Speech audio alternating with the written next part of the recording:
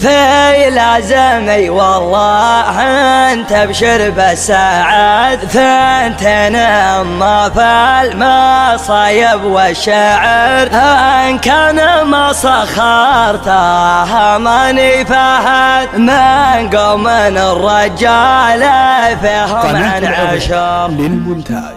في لازمي والله انت ابشر بالسعد، ثنتين اما في المصايب والشعر، ان كان ما سخرتها ماني فهد من قوم الرجال فيهم عن عشر، من قوم الرجال فيهم عن عشر. ولع الشباب خلى السما تدوي دوي، واضرب قاع الفسيحة مثل ضرب الصقل، والله ما يستكن كل رجال حموي، شوش يا راس الشفا وجعل يفداك البخيل. في حفل من هو ليا شمه ذبعوي، ما نسحو لا جماد الرحم زبنت الدخيل، راس مقدر في صدره قبله والخوي، تلفت اسمي للرا كان شيال الثقيل، خلاف رجال على الطيلات ازوي زوي، نصر وعبد الله مسيرين المستحيل. مرحبا عند المطالق وقاده في محل يدهله كل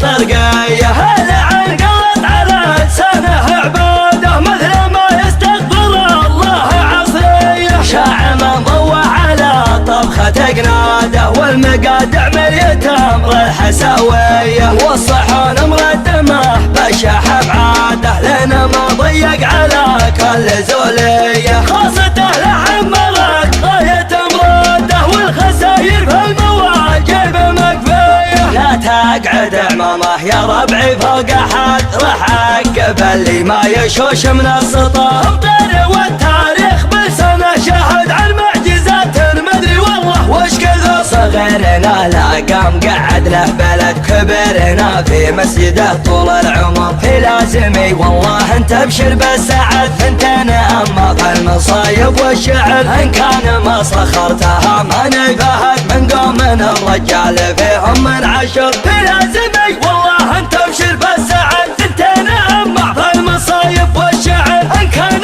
ما سخرتها ماني فهد من قوم الرجال فيهم عن عشر، من قوم الرجال فيهم عن عشر. ولع الشباب خلى السما تدوي دوي، واضرب قاع الفسيحة مثل ضرب الصقل، والله ما يستكن كل رجال حموي، شوش يا راس الشفا وجعل يفداك البخيل. في حفل من هو ليا شمه ذبعوي، ما نسحو لا جماد الرحم زبنت الدخيل، راس مقدر في صدره قبله والخوي، تلفت اسمي للرا كان شيال الثقيل، خلاف رجال على الطيلات ازوي زوي، نصر وعبد الله مسيرين المستحيل. مرحبا عند المطالق وقاده في محل يدهله كل طرقيه، هلا عن قلت على لسانه عباده مثل ما يستغفر